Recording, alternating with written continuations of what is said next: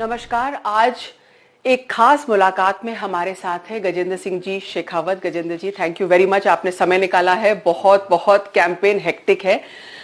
गजेंद्र जी, राजस्थान के चुनाव में कुछ ही दिन रह गए हैं।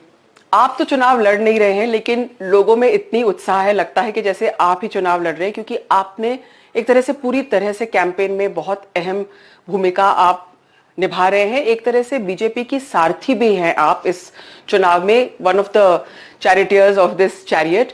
तो गजेंद्र जी, क्या मुख्य मुद्दे हैं जिसको लेकर, और हम देख रहे हैं कि बीजेपी अब पीक कर रही है टुवर्ड्स द एंड, खूब सारी सभाएं हो रही है, तो क्या ये कि डिलिबरेटली प्लान स्ट्रेटजी है कि लास्ट में बहुत ज्यादा सभाएं होंगी, everyone will come here and एक तरह से एक high powered high voltage campaign होगा? देखिए, दो तरह के विषयों पर आपने चर्चा की है। पहला तो यह कि क्या मुद्दे इस चुनाव के होंगे। मैं लगभग पिछले 30 साल से ज्यादा समय से राजस्थान की राजनीति को, राजस्थान के चुनावों को बहुत गहराई के साथ में देखा, समझा है और काम किया। सामान्यतया कुछ विषयों के इर्द गिर्द चुनाव हमेशा होते हैं, लेकिन इस बार का चुनाव पिछले 5 साल में वर्तमान सरकार, अशोक गहलोत सरकार के खिलाफ प्रतिक्रिया, जो विश्वासघात किसानों के साथ हुआ, युवाओं के साथ हुआ, महिलाओं के साथ हुआ, सामान्य उपभोक्ताओं के साथ हुआ, संविदा के कर्मचारियों के साथ हुआ, उस विश्वासघात से पीड़ित होकर के अपने साथ धोखा हुआ है ये मानते हुए सभी वर्ग संवर्ग के लोग इस वर्तमान सरकार को अपदस्थ करने, उखाड़ करके फेंकने के लिए पूरे कमिटमेंट के साथ में जुड़े हैं। ऐसा मैंने पहली बार देखा है कि पूरे समाज ही एक साथ सरकार को बदलने के लिए मुखर होकर के खड़ा हुआ। सर, वो इतनी सारी गारंटी मैंने 2014 का चुनाव भी देखा है, 2019 का चुनाव भी, दोनों चुनाव मैंने खुद लड़े। जब जनता माननीय मोदी जी को प्रधानमंत्री बनाने के लिए पहली बार और दूसरी बार मोदी जी के किए गए कामों के आधार पर मोदी जी को प्रचंड बहुमत के साथ एक बार फिर प्रधानमंत्री बनने का आशीर्वाद देने का मानस के साथ में चुनाव के मैदान में थी, लेकिन उन दोनों चुनाव में भी जनता इतनी वोकल नहीं थी। अब की बार मुखर होकर के जनता को, भारतीय जनता पार्टी को सरकार में लाने और कांग्रेस को सरकार से उखाड़ने के लिए लगी है। पर सर, ये कैसे है? क्योंकि हम देख रहे हैं कि कांग्रेस तो बहुत ज्यादा गारंटीज और सोशल वेलफेयर स्कीम्स को लेके आ रही है, वो उसी के बलबूते पे रिपीट करना चाह रही है।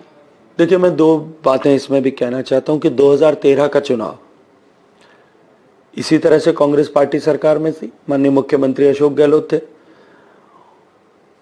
उन्होंने सुनियोजित रूप से अपने आप को देश में मुख्यमंत्री नंबर 1 घोषित करवाया। सारे media platforms, may be it is electronic media और द सोशल मीडिया, जितना कितना उस समय पेनिट्रेशन कांग्रेस का था, और प्रिंट मीडिया, इन तीनों पर बहुत शिद्दत के साथ प्रचारित करवाया गया।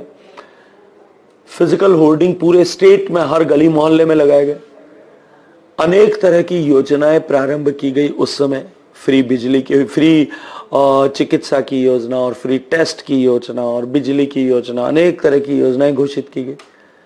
लेकिन राजस्थान की जनता मानस बना चुकी थी। कांग्रेस 21 सीट पर सिमट करके रह गई थी। दूसरा विषय यह कि किसी भी सरकार को अपने फैगेंड पे, अंतिम चरण में इस तरह की घोषणाएं, इस तरह की लोक लुभावने वादे, इस तरह की फ्रीबीज पर क्यों जाना पड़ता है, इस तरह की गारंटीज अंततः क्यों देना पड़ती? वो इसलिए कि वो सरकार ये जानती है कि 4.5 साल तक वो डिलीवर करने में फेल हो गए। तब उनको आखिरी पड़ाव पर आकर के इस तरह की लोक लुभावन घोषणाएं करके अपनी खिसकती हुई जमीन को वापस बचाने के लिए प्रयास करना पड़ता, और ठीक वही अशोक गहलोत सरकार ने किया। लेकिन क्योंकि किसानों के साथ इतना बड़ा धोखा हुआ था, युवाओं के साथ इतना बड़ा धोखा हुआ था, और एक बार धोखा खाए हुए लोग राजस्थान में, जैसा हिंदी में कहते हैं कि दूध का चला छाछ को भी फूंक मार करके पीता है, अब की बार विश्वास करने को तैयार नहीं था। और उसके बाद कोड में खाज ये है कि महंगाई राहत शिविर के नाम पर जितने वादे किए थे वो धरातल पर खोखले साबित हुए, वो धरातल पर किसी तरह का इंपैक्ट नहीं बना पाए, इसलिए 7 गारंटी स्कीम्स लाई गई। अब उन 7 गारंटी स्कीम्स को अगर देखो तो कई बार हास्यास्पद लगती है। 500 रुपए में सिलेंडर देंगे, जबकि 600 रुपए में भारत सरकार पहले सिलेंडर देना ऐसा तय कर चुकी है। मोदी जी 500 रुपए की सब्सिडी ऑलरेडी दे रहे हैं। उसके बाद में इन्होंने घोषित किया कि हम बच्चों को कॉलेज में जो आएंगे उनको हम लैपटॉप्स और टैबलेट्स देंगे। पिछले 5 साल से जो स्कीम एग्जिस्टिंग थी कि जो स्कॉलर स्टूडेंट हो उनको लैपटॉप और आईपैड्स मिलने चाहिए, ऐसे 85,000 बच्चे आज भी इंतजार कर रहे हैं जिनको 5 साल गुजर गए, अभी तक नहीं मिले। राजस्थान के दुग्ध उत्पादक जो सरस डेयरी को दूध देते हैं, सरकार के आदेश के कारण से डेयरीज जितनी भी हैं सरस की, वो अपना एसएनएफ जो सॉलिड मिल्क फैट या जिसको पाउडर कहते हैं हम दूध का, जब बहुलता में प्रचुरता में दूध आता है सीजन के समय में, तब डिमांड कम होती है तो या तो घी में कन्वर्ट करती है डेयरी या मिल्क पाउडर में कन्वर्ट करती है। सरकार की अनुमति से मिल्क पाउडर मार्केट में बेचती है। सरकार ने आदेश दिया कि आप मिल्क पाउडर नहीं बेचेंगे क्योंकि हम स्कीम ला रहे हैं ताकि बच्चों को स्कूल में जो है हम दूध दे सकें। न तो वो स्कीम आई न दूध खरीदा गया। आज राजस्थान की सारी डेयरी जो है they are sitting on the heap of milk powder. और उसका नतीजा क्या है? दुग्ध उत्पादक को पिछले 4 महीने 5 महीने से पेमेंट नहीं हो रहा है। सरकार को ये चिंता नहीं है कि वो कहां से चारा ला रहा होगा, कहां से पशु आहार खरीद रहा होगा, कैसे उसका जीवन चल रहा होगा। और आपने घोषित कर दिया कि अब हम 2 रुपए किलो में गोबर खरीदेंगे। आप दूध का पैसा नहीं दे पा रहे हो, गोबर खरीदेंगे ऐसा वादा कर रहे हो। सरकार ने वादा किया कि हम किसान को फ्री बिजली देंगे, जब जरूरत पड़ी तब बिजली नहीं दे पाए। अन्नपूर्णा किट के नाम पर वादा किया, लेकिन अन्नपूर्णा किट की असलियत जब सामने आई, उसके मिलावटी सामान की हकीकत सामने आई, तो लोगों का विश्वास समाप्त हो गया।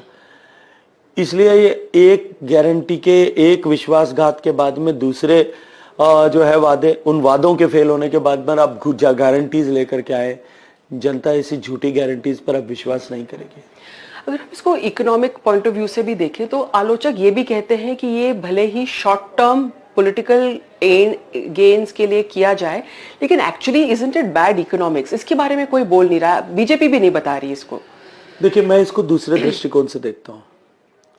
राजस्थान एक ऐसा प्रदेश है जिसमें अपार संभावनाएं हैं, और मैं जिम्मेदारी से कई बार ये बात कह चुका हूं कि माननीय मोदी जी के नेतृत्व में भारत जो विकसित भारत बनने की दिशा में ठोस कदमों के साथ में आगे बढ़ रहा है, उस समय में राजस्थान एक ऐसा प्रांत है और उसमें इतनी संभावनाएं हैं कि वो इस बदलते हुए भारत या विकसित होते हुए भारत का ग्रोथ इंजन बन सकता है।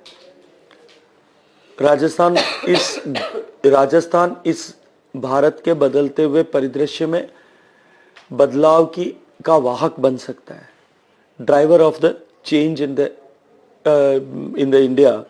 ये जो है डेवलपमेंट ऑफ इंडिया के लिए जो चेंज हो रहा है उसका ड्राइवर बन सकता है। राजस्थान में इतनी सारी संभावनाएं हैं एक प्रदेश के विकसित होने के लिए, एक प्रदेश में औद्योगिक निवेश आए, क्योंकि विकास की पहली पायदान वहीं से शुरू होती है। आज भारत में माननीय मोदी जी के नेतृत्व में सरकार बनी है, अब तब 10 साल में, पिछले 75 साल में कुल देश में जितना निवेश आया उसका 65% से ज्यादा आया है। वो इसलिए क्योंकि स्टेबल गवर्नमेंट है, डिसाइसिव गवर्नमेंट है, कानून व्यवस्था और जो है वो दृढ़ है, पॉलिसी पैरालिसिस नहीं है और बार बार पॉलिसीज में चेंज नहीं है, एक जो है एक स्टैटिक विजन है, उसके आधार पर सरकार काम कर रही है। राजस्थान में सब तरह की संभावनाएं हैं। राजस्थान में किसी भी प्रदेश के औद्योगिक विकास के लिए जो पहली आवश्यकता है, लैंड की availability, land to man ratio Rajasthan का देश में सबसे बेहतरीन है।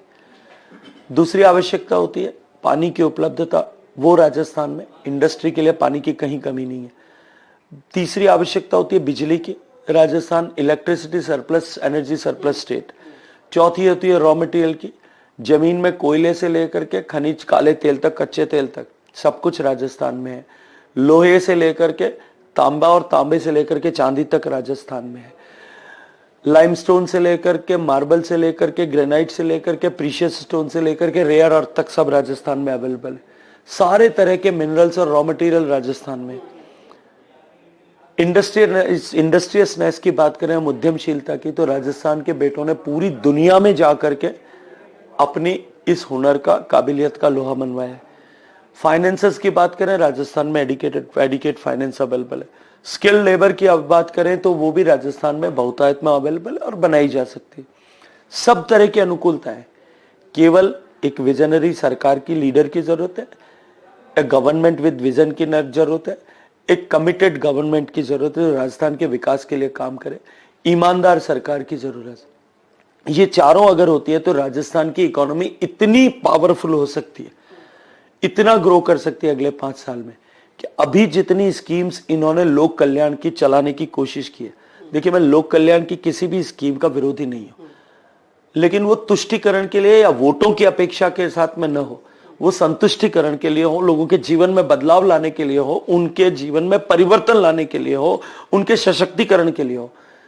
और ऐसी सारी योजनाओं को, जितनी योजनाएं अभी हैं उनसे कई गुना योजनाओं को राजस्थान में अपने संसाधनों से चलाया जा सकता है। राजस्थान में क्षमताएं हैं, लेकिन उसके अनुरूप राजस्थान का विकास हो और उन क्षमताओं के अनुरूप राजस्थान को विकसित किया जा सके, तो ऐसी सारी योजनाओं को राजस्थान में और अधिक योजनाओं को चलाया जा सकता है। तो मुख्यमंत्री आप पे आरोप लगाते हैं कि आपने ये सब बात करी, लेकिन आप ईस्टर्न कनाल, राजस्थान ईस्टर्न कनाल प्रोजेक्ट नहीं लेके आए जल शक्ति मंत्री होते हुए, और वो मुद्दा वो ईस्ट राजस्थान में खासकर उठा रहे हैं। देखिए, मुझे लगता है कि कांग्रेस अब मुद्दे से भाग रही है।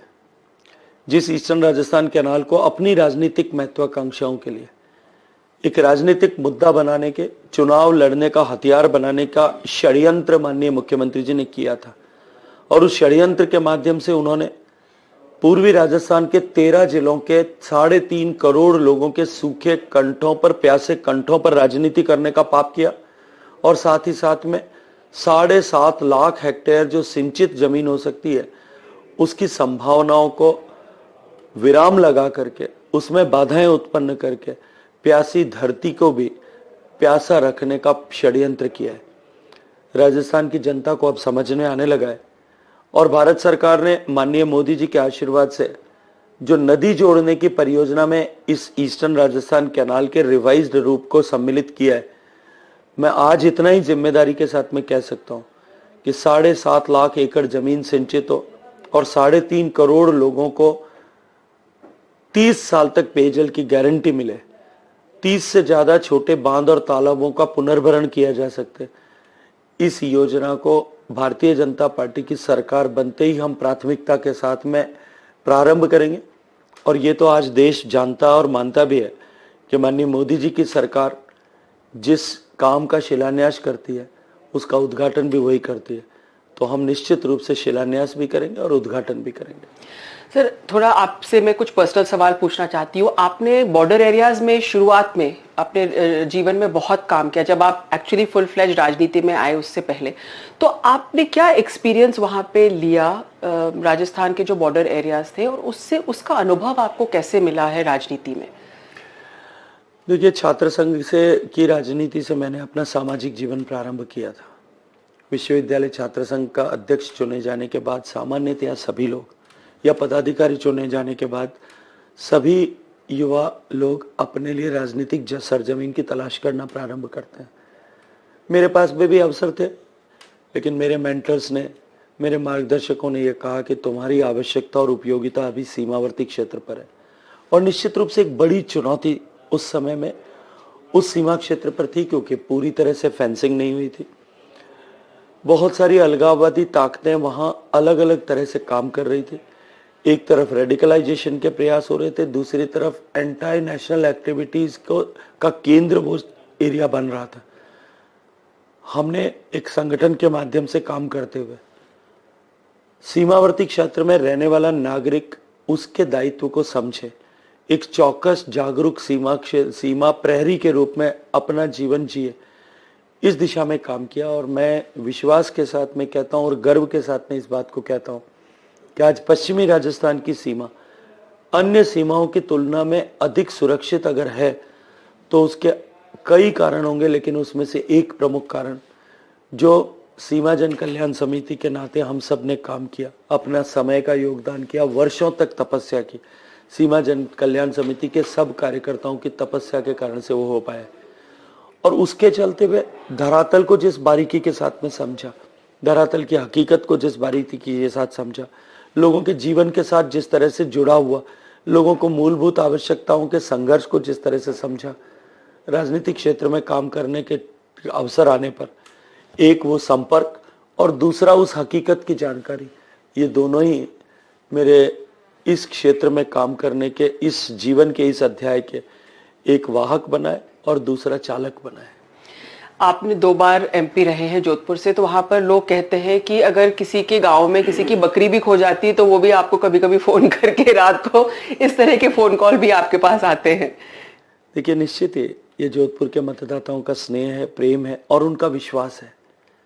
और मैं ये मानता हूँ और इसको इस तरह से सोचता हूँ कि जिस आदमी की अगर एक बकरी खोई है या गुमी है, उसके पास वही धरोहर है, उसके लिए वो ही बहुत बड़ा असेट है। और उस समय में भी अगर उनका चुना हुआ जनप्रतिनिधि उनके हर दुख और सुख में, उनकी तकलीफ में उनके साथ खड़ा है, उनके मन में भी विश्वास होता है और मेरे जैसे व्यक्ति के मन में संतोष भी होता है। तो जोधपुर की अगर हम राजनीति की बात करें तो आपके सामने एक तरह से पावर सेंटर है जोधपुर। चीफ मिनिस्टर अशोक गहलोत वहां से लगातार जीतते आए हैं और बहुत चर्चा थी कि आप भी उनके सामने चुनाव लड़ेंगे इस बार, लेकिन ऐसा नहीं हुआ। देखिए, भारतीय जनता पार्टी में ये निर्णय करना कि कौन व्यक्ति किस दायित्व के साथ में काम करेगा, ये संगठन के एक स्तर के लोग पार्लियामेंट्री बोर्ड में तय होता है। भारतीय जनता पार्टी एक ऐसा दल है जिसकी विचारधारा प्रारंभ से है कि हमारे लिए देश प्रथम, दल द्वितीय और व्यक्ति तीसरे पायदान, अंतिम पायदान पर आता है। देश के हित में क्या है और दल के हित में किस व्यक्ति की कहाँ उपयोगिता हो सकती है, ये निर्णय पार्टी के वरिष्ठ लोग पार्लियामेंट्री बोर्ड में बैठ करके करते हैं और लोकतांत्रिक तरीके से करते हैं। मेरी उपयोगिता उन्होंने जहां पाई है, जहां समझी है, वहां मुझे वो उपयोग करेंगे। अगर विधानसभा में कुछ साथियों के लिए लगता था कि इनको विधायक का चुनाव लड़ना चाहिए, राजस्थान की राजनीति में उनकी आवश्यकता है, उनको उस दृष्टिकोण से चुना गया। आज मुझे केंद्र में काम करने का, सरकार में काम करने का सौभाग्यपूर्ण अवसर माननीय प्रधानमंत्री जी ने दिया है। कल संगठन ये तय करे कि मेरी आवश्यकता संगठन में है, शायद हो सकता है वहां मेरी कोई भूमिका हो सकती है। और इससे आगे बढ़ करके भी मैंने तो कई बार कहा है कि मैं जिस विचार परिवार से आता हूं, जिस परिवार ने मुझे पहले सीमावर्ती क्षेत्र में भेजा था, बाद में मुझे राजनीतिक क्षेत्र में भेजा, अगर परिवार तय करे कि आज मेरे जैसे किसी कार्यकर्ता का उपयोग समाज के किसी अन्य क्षेत्र में हो सकता है, चाहे वो सेवा का क्षेत्र हो सकता है, शिक्षा का क्षेत्र हो सकता है, जो है घर वापसी का, परावर्तन का क्षेत्र हो सकता है, वनवासी कल्याण परिषद का क्षेत्र हो सकता है, विद्यार्थियों के बीच में काम करने का क्षेत्र हो सकता है। ऐसे किसी भी क्षेत्र में जाने के लिए अगर वो मुझे उपयुक्त समझें, वो देश के लिए और दल के लिए हितकारी है, तो मैं इसी खुशी के साथ, इसी ऊर्जा के साथ, इसी उत्साह के साथ में, इसी मनोयोग के साथ मैं वहां भी काम करूंगा। क्योंकि मैं जानता हूं कि मैं जहां भी काम करूंगा वहां लक्ष्य एक ही होगा और वो होगा भारत माता की जय करना।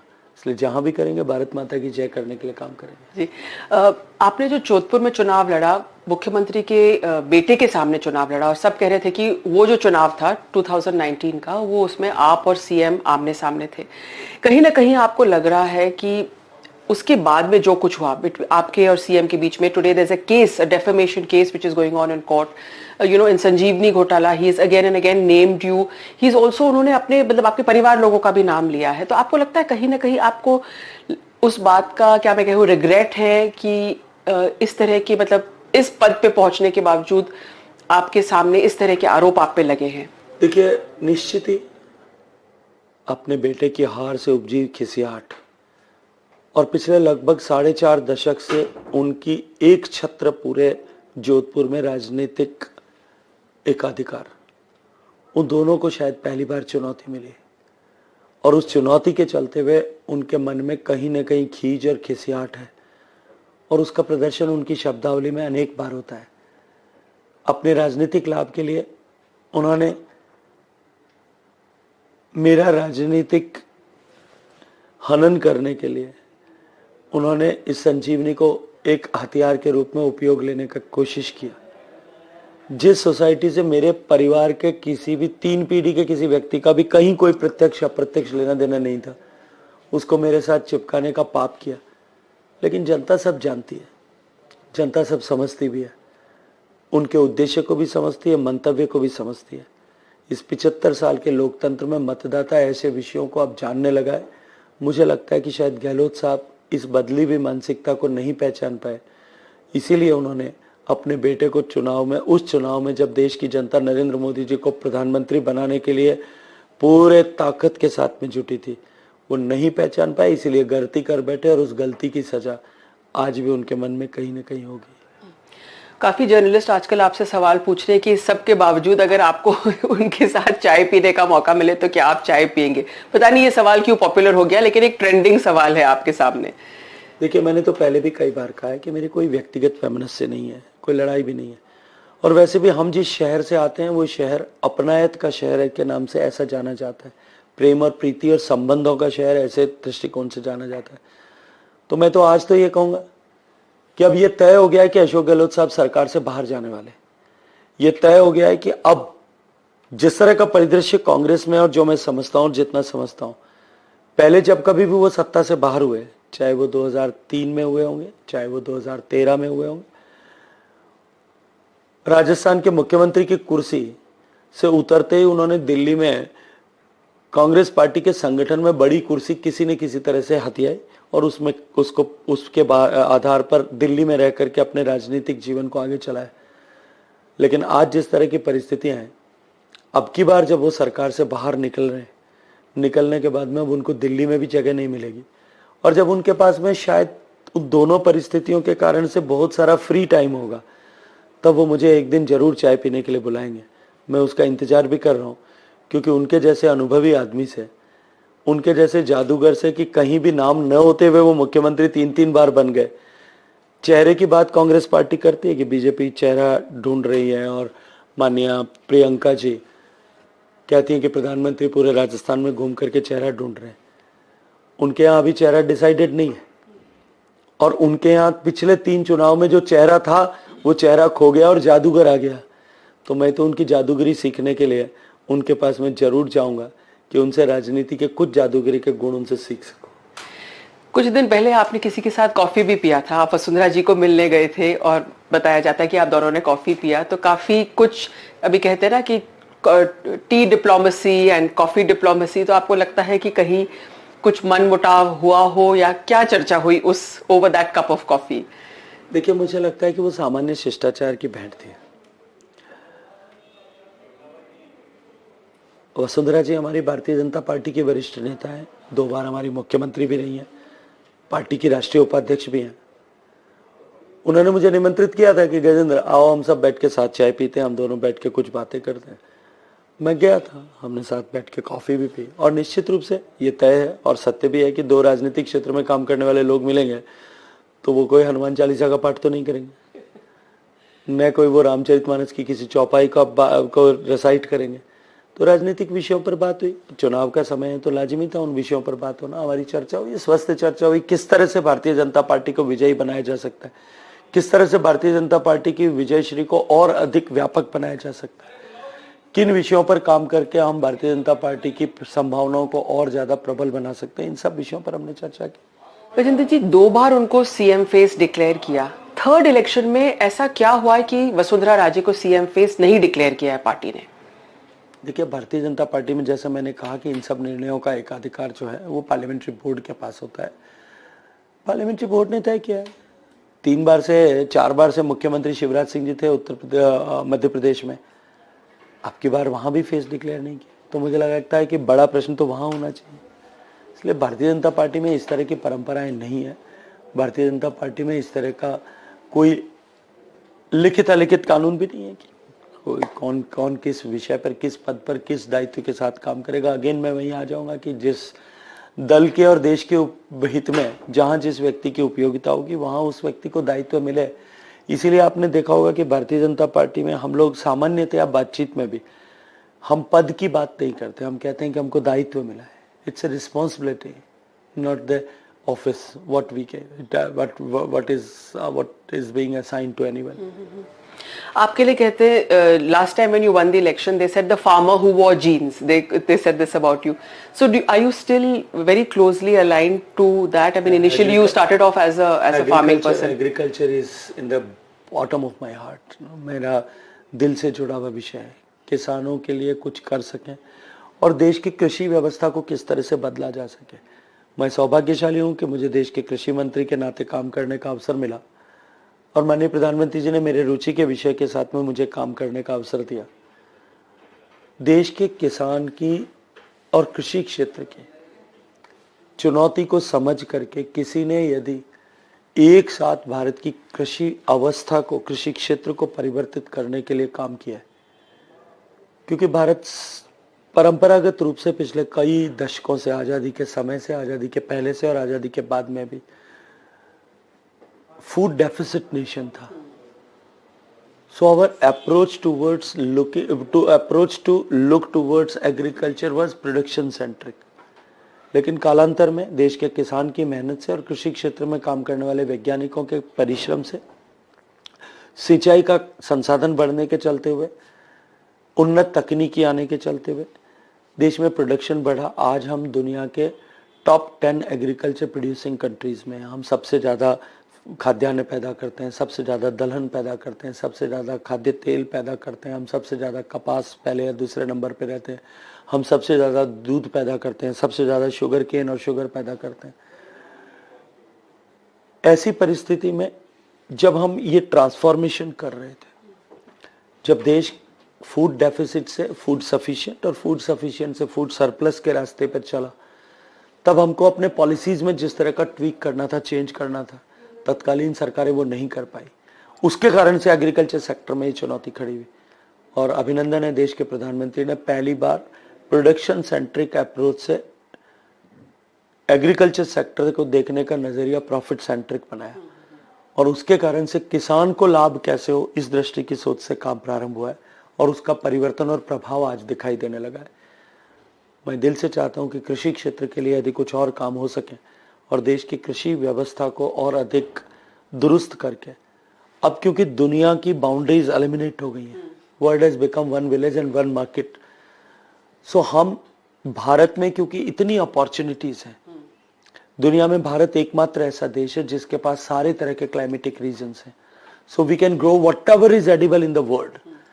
तो हम फार्म टू फोक अप्रोच के माध्यम से ग्लोबल मार्केट के लिए एग्रीकल्चर की रिवर्स इंजीनियरिंग करें। पहले हम मार्केट आइडेंटिफाई करें, क्वालिटी आइडेंटिफाई करें, प्रोडक्ट आइडेंटिफाई करें, क्वालिटी आइडेंटिफाई करें, उसको अपने देश में उस देश के लिए उगाना शुरू करें।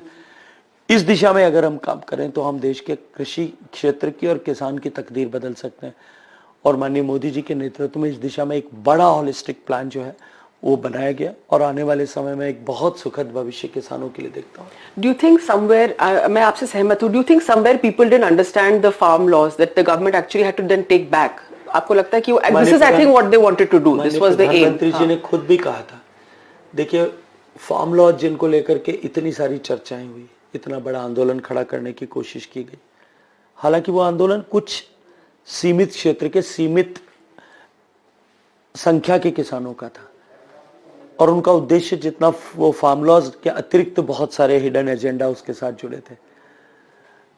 केवल उन फार्म लॉज को आप इंडिविजुअली अगर देखें तो शायद आपको कुछ कंफ्यूजन हो सकता है। It was a part of a holistic program to revise and revamp the entire agriculture sector as I have stated. जमीन के सुधार से लेकर के मार्केट के सुधार तक एक पूरी चेन, पूरी श्रृंखला है। जिस सज्जन का नाम, स्वर्गीय स्वामीनाथन साहब का नाम हमेशा ही एग्रीकल्चर के विषय में, भारत के कृषि क्षेत्र के विषय में, कृषि क्षेत्र की चुनौतियों के समय में लिया जाता है, उन स्वामीनाथन साहब ने अपनी उस डिटेल रिपोर्ट में, उस आयोग ने जितने रिकमेंडेशंस की थी भूमि सुधार को लेकर के, कृषि क्षेत्र में निवेश को बढ़ाने के लेकर के, फर्टिलाइजर्स और बीज की उचित गुणवत्ता की आपूर्ति हो, निर्बाध आपूर्ति उसको लेकर के, पोस्ट हार्वेस्ट मैकेनिज्म बने उसको लेकर के, फसल बीमा की एक पर्याप्त योजना बने उसको लेकर के, प्राइमरी प्रोसेसिंग फार्म गेट पर आए उसको लेकर के, और उस सब के अतिरिक्त multiple sources of income farmer के, डिपेंडेबिलिटी अपॉन जो है कोर एग्रीकल्चर फार्मर की घटे, इन सब विषयों को हॉलिस्टिकली जैसा उस रिपोर्ट में रेकमेंड किया था उसके अनुरूप अगर किसी ने एड्रेस किया तो वो देश में पहली बार नरेंद्र मोदी जी ने कहा, और ये मैं नहीं कहता, ये स्वामीनाथन साहब ने खुद आपके एक अंग्रेजी दैनिक में 8 कॉलम में जो आर्टिकल छपा था वो लिख करके बताया था। देश के कृषि क्षेत्र के संपूर्ण परिवर्तन के लिए माननीय प्रधानमंत्री नरेंद्र मोदी जी के नेतृत्व में काम हुआ है। जी बिल्कुल। सो मेरा लास्ट सवाल है बिफोर आई एंड। राजस्थान ने कई मुख्यमंत्री देखे हैं। Somebody was from the police, Bhairav Singh ji was actually from the police force. We had a maharani, we had अ जादूगर। एंड आपको लगता है कि the farmer who wore jeans is one of the strong contenders for chief minister Rajasthan में? आप मुख्यमंत्री का चेहरा है, ऐसे सब लोग कह रहे हैं। मैंने तो पहले भी आपसे कहा है कि ये निर्णय करना तो मेरा अधिकार है, और मैंने कभी जीवन में किसी भी क्षेत्र में काम करते हुए कल क्या होगा या कल क्या होना है इसको देख करके काम नहीं किया। मैं तो वर्तमान में जीता हूँ, आज में जीता हूँ। मैं आज अपने दल और देश के लिए क्या काम कर सकता हूँ, अपने समाज के लिए क्या काम कर सकता हूँ, मैं सिर्फ उसी में जीता हूँ और मैं उसमें खुश रह करके जीता हूँ। सर, आप सक्सेसफुल पॉलिटिशियन है, थोड़ा सा एक चीज बताइए, आप पर्सनल आपकी हॉबीज क्या हैं? देखिए, संगीत सुनना, क्लासिकल म्यूजिक सुनना, भजन सुनना, लोगों से संवाद करना, चर्चाएं करना, युवाओं के साथ बातें करना, किताब पढ़ना, साहित्य पढ़ना, इन सब विषयों में मेरी रुचि है। मैंने सुना आप खाना भी बहुत अच्छा बनाते हैं। खाना बनाना, दिखाना, खिलाना अच्छा। और देश भर में घूमना, देश और दुनिया में। और मैंने पूरे हिंदुस्तान को ड्राइव करके 3 बार ट्रैवल किया है। अच्छा, खुद? इसलिए खुद ड्राइव करके अपने परिवार के साथ में। तो और अगर मैं इस राजनीतिक क्षेत्र में आने के बाद भी व्यस्तताओं के चलते हुए अगर कुछ चीज़ों को मिस करता हूँ तो यही सारी चीज़ें हैं जिनको मैं सोचता हूँ कि उनके कारण से एक रिक्तता कहीं ना कहीं जीवन में आई है। तो सर, जब चुनाव खत्म हो जाएगा तो आप कुछ बना के हमको जरूर खिलाइएगा। स्वागत है। बहुत बहुत शुक्रिया हमसे बातचीत करने के लिए। तो गजेंद्र सिंह शेखावत, खास मुलाकात NDTV के साथ।